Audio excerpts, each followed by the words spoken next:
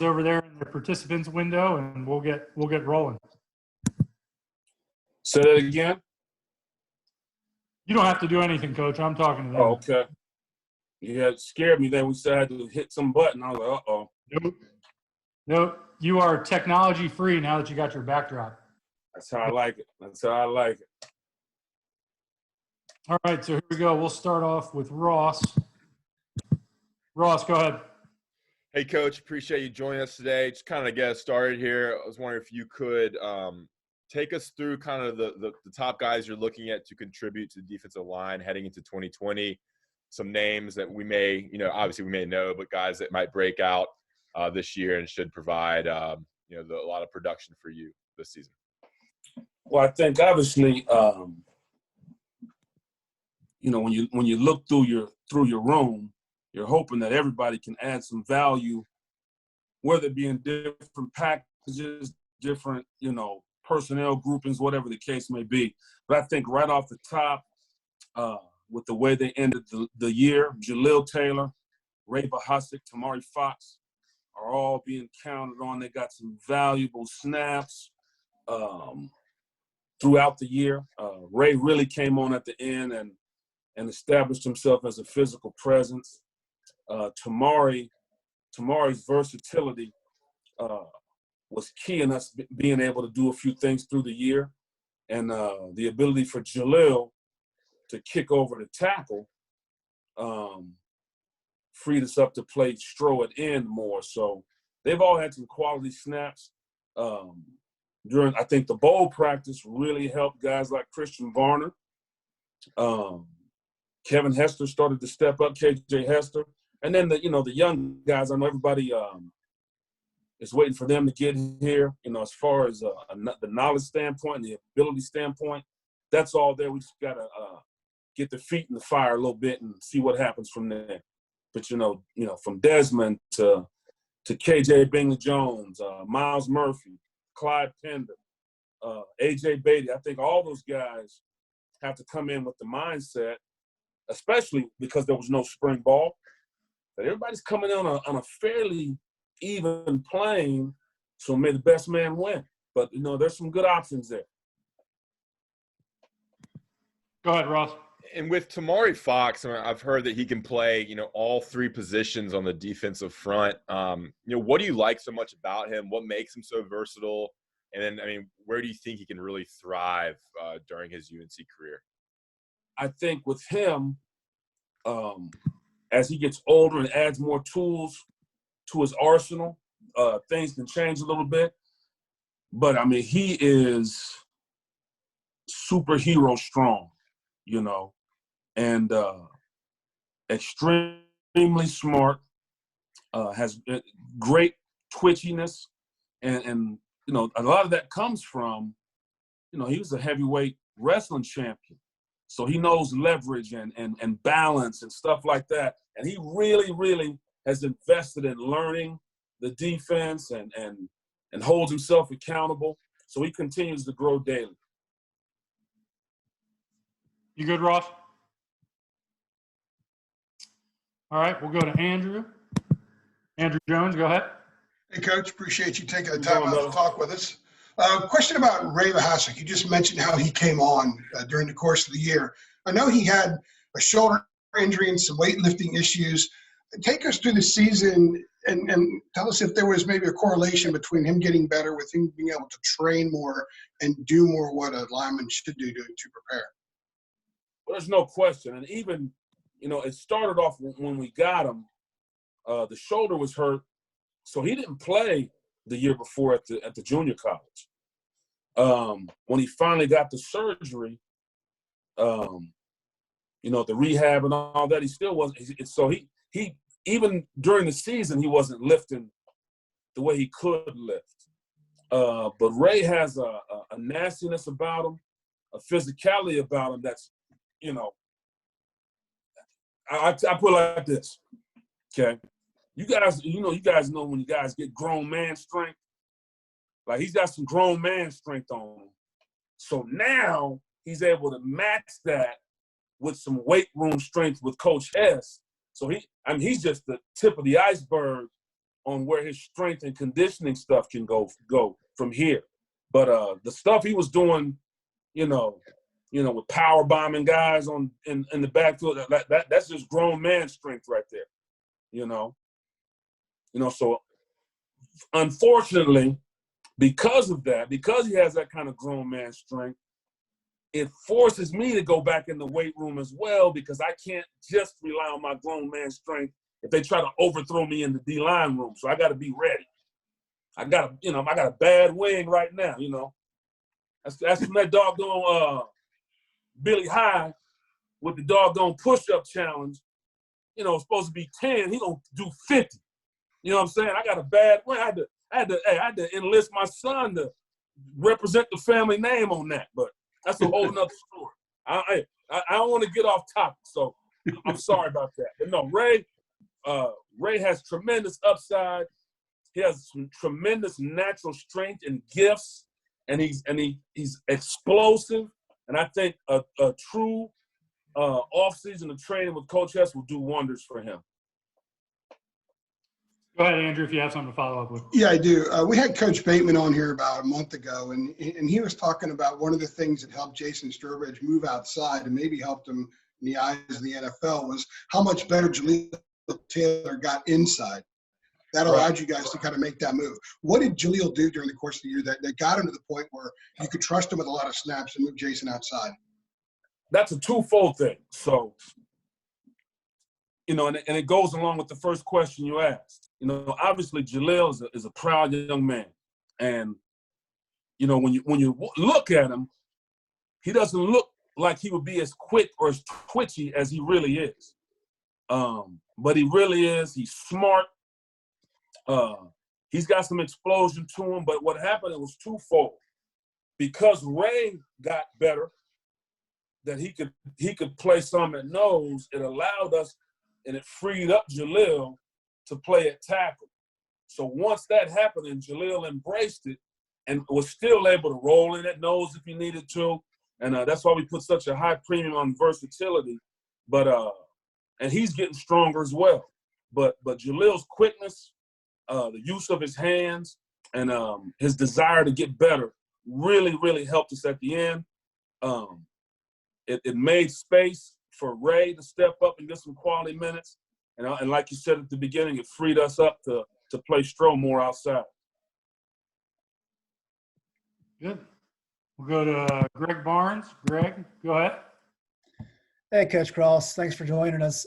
When we had Coach Bateman on last month, he talked about how his time at Army really prepared him for some of these off-season restrictions and difficult times because you just had to work around, the military academy schedule. And right. So having a break like spring football was happening this year wasn't as big of a deal to him. And he said that he'd had conversations with you about the same thing with your experience at Air Force. I just kind of wanted your opinion on that and how you've been able to manage with your players and if your time at Air Force has helped with that. It definitely has helped. At Air Force, like for instance, their off season, they have to do some leadership stuff at times. So I had a kid come in when one of my defensive ends was like, well, Coach, I need to cross commission, so I'm gonna miss summer workouts. I'm like, well, where you gotta go if you're gonna miss like all of summer workouts? He's like, oh, I'm gonna go with special forces in like Afghanistan or Kandahar or something. I'm like, what? Like, first of all, why would you want to do that? You know what I'm saying? Like, because as a football coach, like normally you're not thinking like, and here's what he said to him. He's like, oh, Coach, they lift all the time, over there. And I think it was, I want to say it was Afghanistan. I'm not positive. I'm like, dude, what? Like, he's like, oh, I'm going to be lifting all the time. Don't even worry about it. I'm like, well, yeah, you're going to have bombs like dropping outside the gate too. He's like, oh, yeah, but we'll be fine. We'll be fine. And I was like, oh, all right, see you later. And he came back strong and didn't miss a beat. So a lot of times, I think we as men, as people, we think, well, I got to do more, and that'll make it better. You know, whereas if things are quality and you got kids that are sharp and the plan is in place, you make do. You know, those guys up there, like it's crazy. I would have D-line meetings there, right? And Thursday was like cheeseburger Thursday, and so I'd go get like 60 cheeseburgers, and you would have thought they were eating at Ruth Chris Steakhouse, you know. So what it is, they are so passionate about playing, and the discipline is there. So you give them a plan, and they would follow it. And then we took that here. We give these guys a plan, and they follow that plan. So it's not like, you know, we've worked on limited practices, limited meeting time, and the meeting time when I was at Air Force was limited all the time, you know, regardless of what was going on.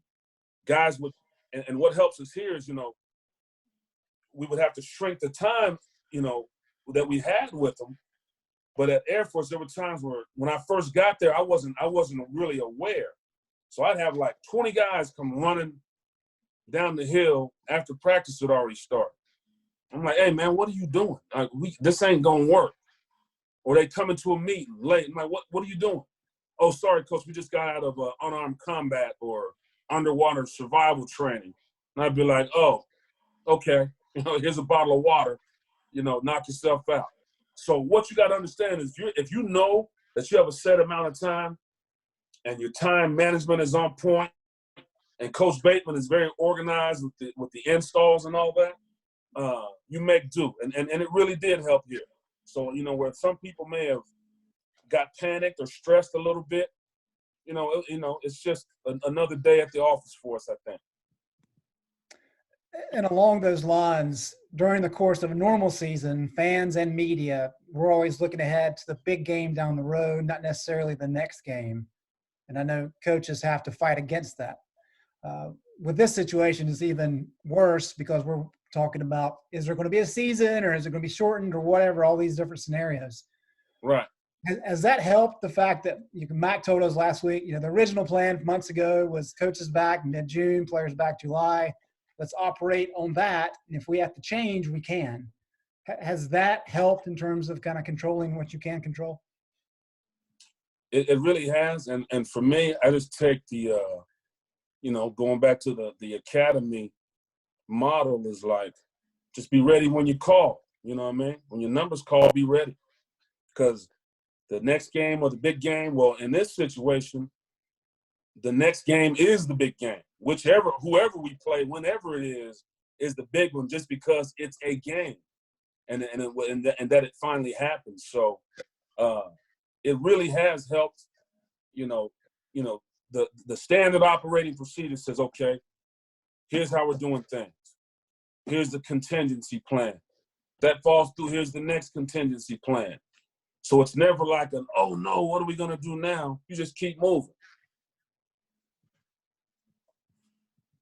Good, Greg.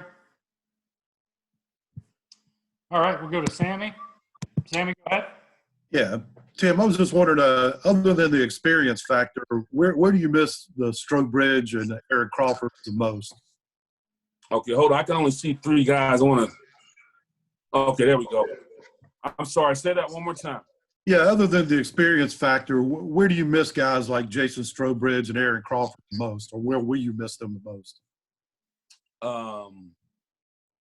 Besides the fact that AC is a juggernaut inside and that Stroh is a freaky athlete, I think it's leadership, the consistency of effort, the stability of having been there before, you know, and they were both hungry. You know, AC was hungry to prove something after coming off an injury, and Stroh wanted to step up and do the best he could, because a lot of, when I first got to people like, well, he may not come back, this and that. Stroh is one of the most unselfish guys I've ever been around, and that rubs off on the group. And he did a great job for us. So I think the showing what it is to lead by example, to show what it is to be a good teammate and grind, those are things that hopefully that some of the residue they left in some of those chairs in there. Thanks, Tim. Further, Sammy? Yeah, I'm good. Thank you. All right, we'll head over to Pat James. Pat, go ahead.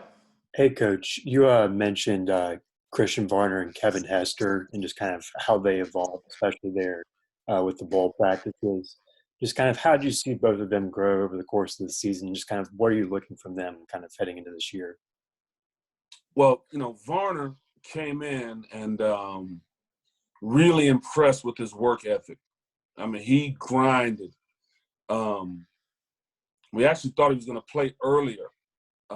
And what he's done, I'm not sure what his weight was when he first got here, but he is a big human being right now. And so his gains in the weight room, he's a worker and a grinder. He gets after it.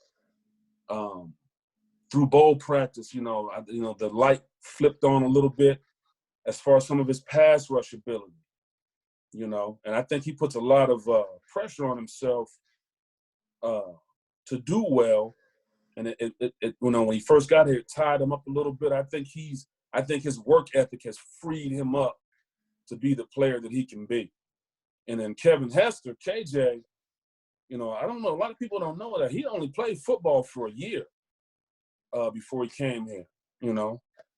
He thought he was going to be Zion, I think, or something on the basketball court.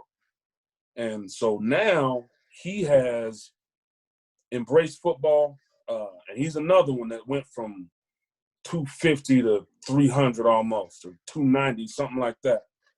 So with him, the learning curve is different because he's so inexperienced, but he is explosive and athletic, and he's like a blank slate, so he doesn't have to unlearn anything. Everything you give him is new, and he tries to take it and run with it. But when you get two big athletic bodies like that can eat space up and that can run, that's the kind of clay that you want to try to work with and mold. Good, Pat? I'm good. Thank you. All right, we'll go back to Ross. Ross, go ahead.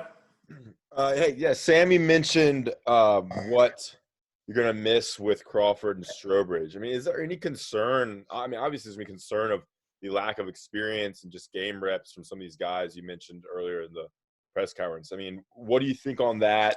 How long will it take for this group to kind of come together throughout the season, and any concerns about that lack of experience you may have? I don't have concerns about the lack of experience at all because there ain't nothing you can do about it. So there ain't no sense worrying about something you can't, I can't give them a pill and give them experience. So it just, it is what it is. To me, it's more excitement, on watching them grow. How quickly they come together. I'm hoping the third day of camp, they'll be together by then, but that'll just depend. We'll see how that goes. Obviously, the sooner the better. There's some other guys that can help them in that process. Like I said, spring ball we did not have, but the bowl practice, they got a lot of reps during that time. So that was kind of an early spring ball for them. So that really helped because, the older guys didn't do a lot of banging and all that during that time. So they got to get their nose bloody and get their hands dirty a little bit. So with the intelligence that these guys have, with the guys that we have coming in, the whole iron sharpens iron thing, I hope that they come together as quickly as possible. But concerned about it, nah. We ain't got time to be concerned about it. Yeah, and then along those lines, you mentioned the incoming freshman.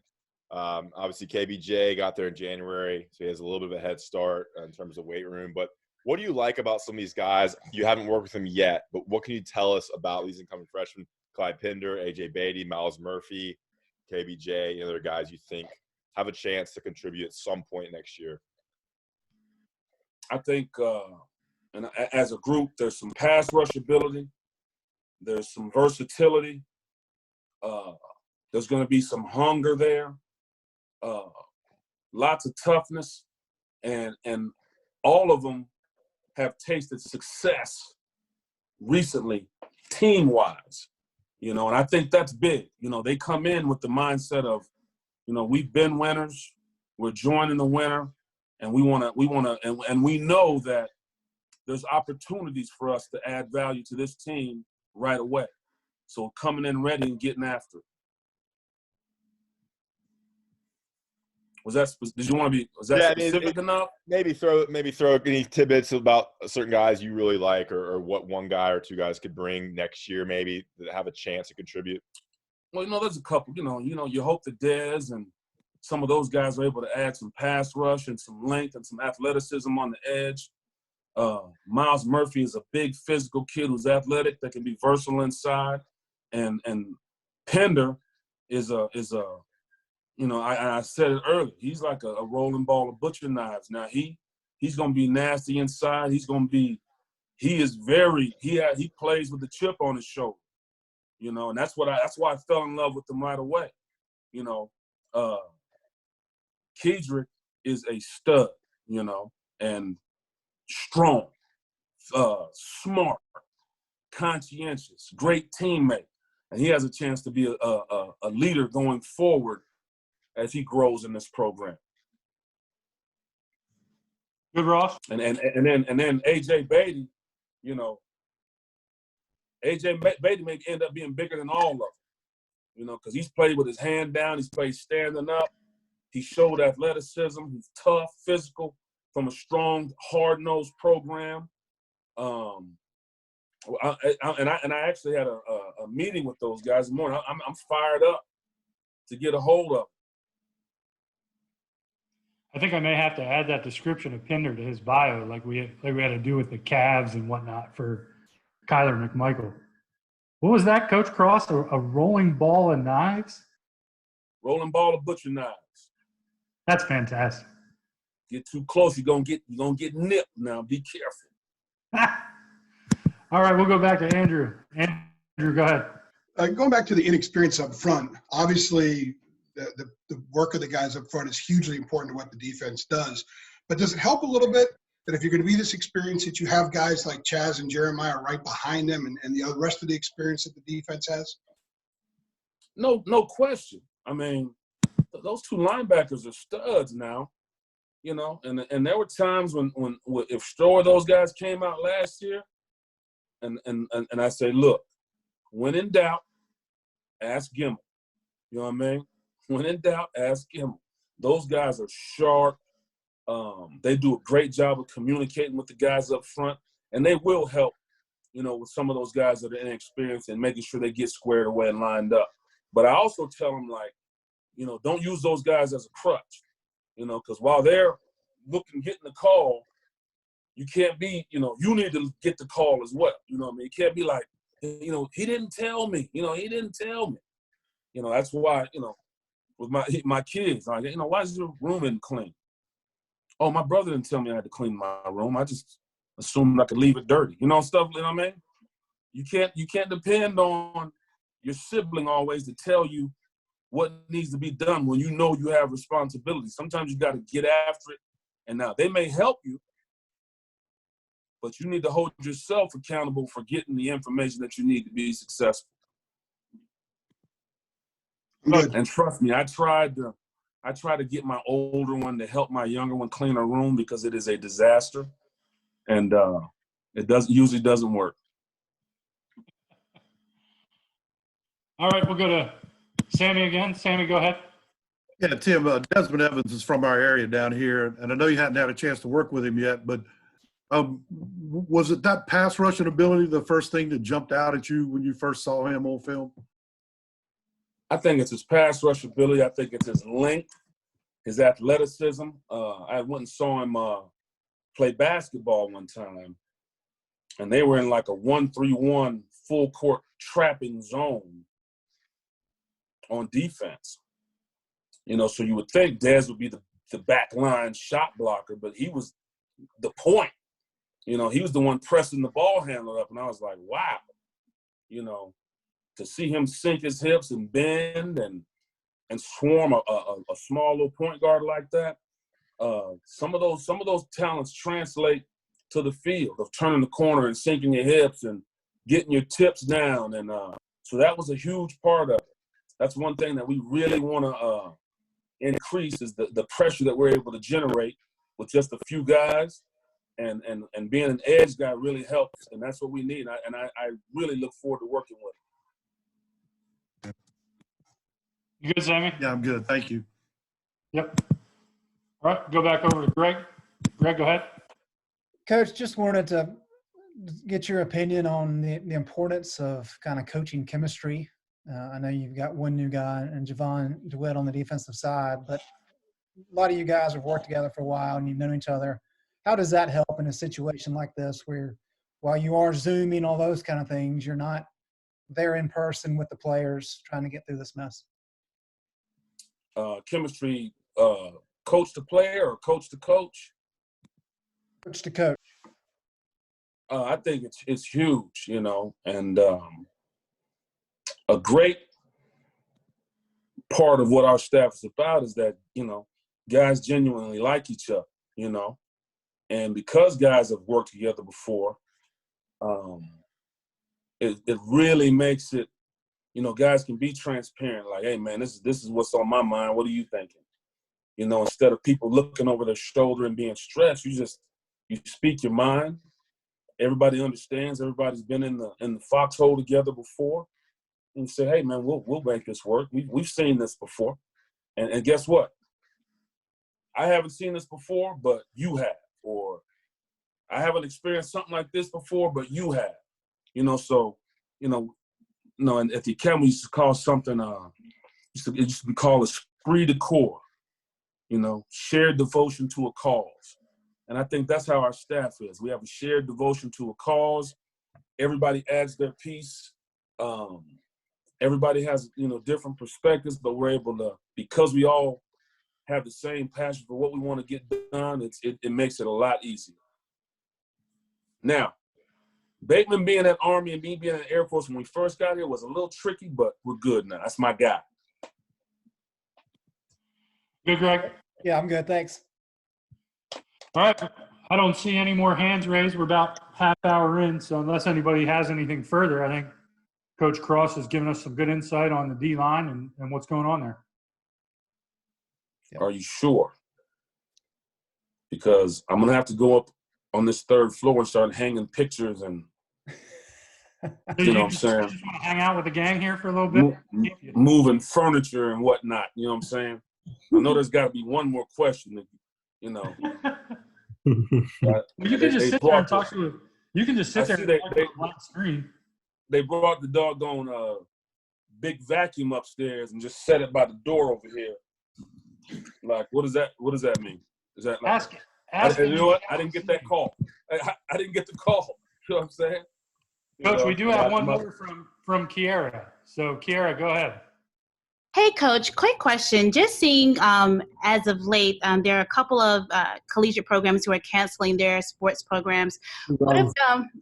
What were your thoughts concerning that? Because I believe I just got notified that UConn has kind of like decided to start kind of canceling things and pushing things back. So are you thinking towards, a what if, a cancellation happens for the season?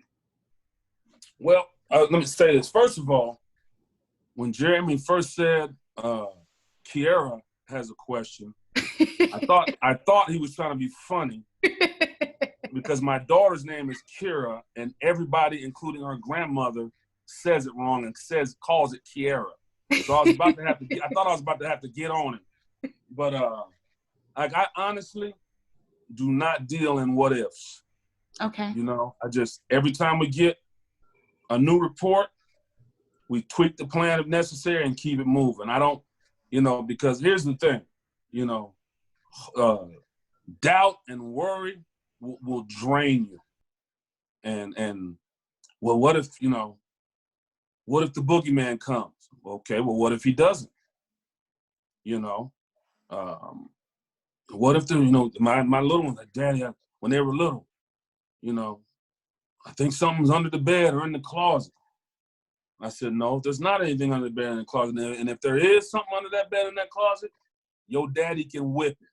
And it's the same thing with this thing. Like, whatever comes, we'll whip it and keep going. So there's no sense, fretting over something that hasn't happened yet. Yeah, and just so you guys know, obviously the administration, the university is all in the process of figuring out the details. We're hoping to get some information soon. So you're aware, once we have kind of final details from the powers that be, we'll find a way for you guys to be able to digest them, and then I'll have Coach Brown be able to jump on with y'all to be able to talk through whatever the plan is. We just don't know when that will be. So I'll try to give you as much heads up as I can whenever we get word. But and as you tell with my duties that I have to do here when I get off this call, I am definitely not the powers that be. I am just a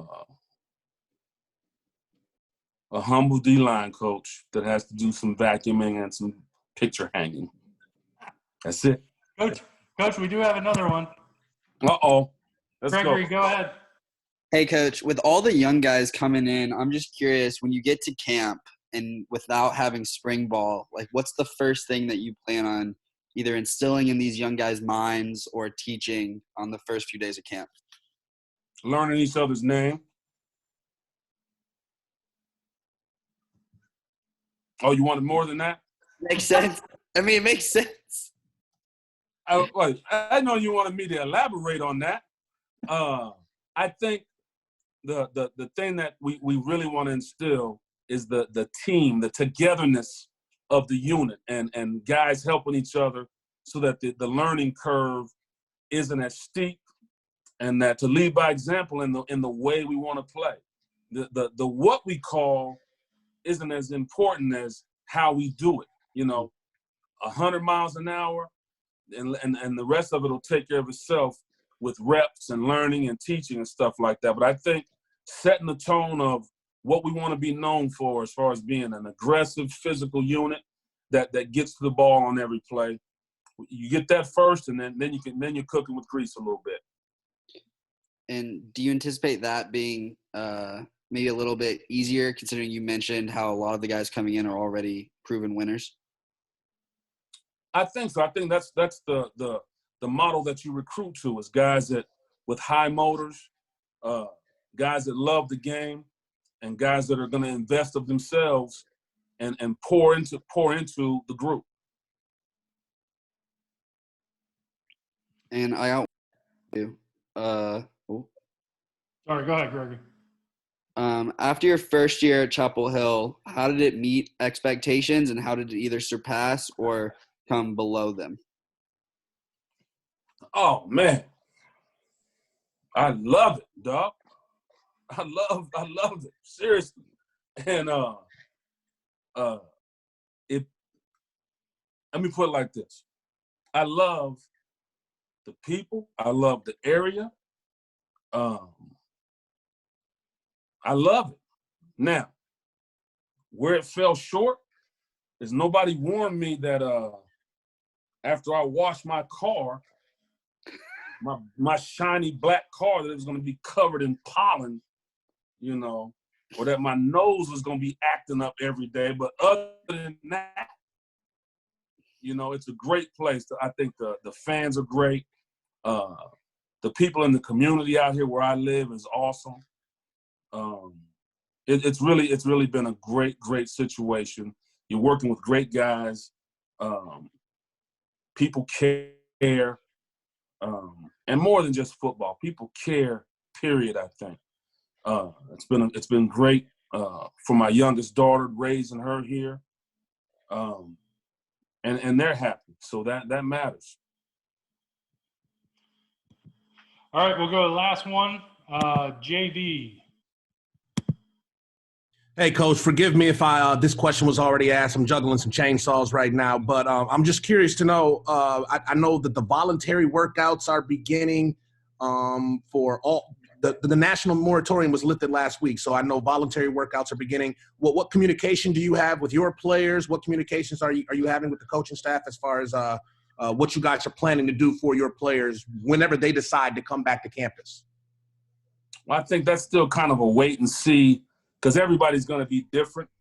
Obviously, we're Zoom meeting with them, and they're working out on their own. And they get their workouts from Coach Hess. But I think that's kind of a almost day-to-day, has anything changed type scenario. And once again, that's one of those powers that be questions right there. Yeah, JB, if you missed it, I told everybody we're just in a wait and see mode right now. We're waiting for direction from the administration. We'll get you guys those details whenever we have them. Okay, thank you so much. Coach, thanks for taking out time for us too. No sweat, brother. Yeah, I can't take any more questions. Coach Cross's wife just texted and said it's time for him to go. Don't say that, bro. Hey, do not say that. Hey, I know you're tough because if she really was texting, she'd be standing right here looking at me, tapping her wrist like, thought you said this was going to be quick. You know what I mean? Let's go. Let's go. Coach Cross. But if anybody wants to swing through over here with the mask on and, help me go to work over here, feel free. You know what I mean? Oh, I see no hands didn't raise up on that one. I don't think you have a lot of takers on that one, Coach. That is whack right there. That is whack. This has been entertaining. I appreciate talking to you. Huh? This has been entertaining. We may have to do this once a week with you, Coach. Hey, whenever you want to, brother. But guess what? I'll tell you when so I can strategically plan it around certain things. You know what I'm saying? Deal. There's a method to the madness, brother. All right, Coach. Well, we appreciate it. And as usual, gang, thanks for being here. I'm trying to hunt down Taman and see if he'd be free later in the week to jump on with y'all. So I'll let you know if and when I connect with him. Hey, you guys stay safe. Be blessed now. Thanks, Coach. Coach, thank you so much. See you, everybody. Thanks, guys. Yeah, Thanks, Jeremy.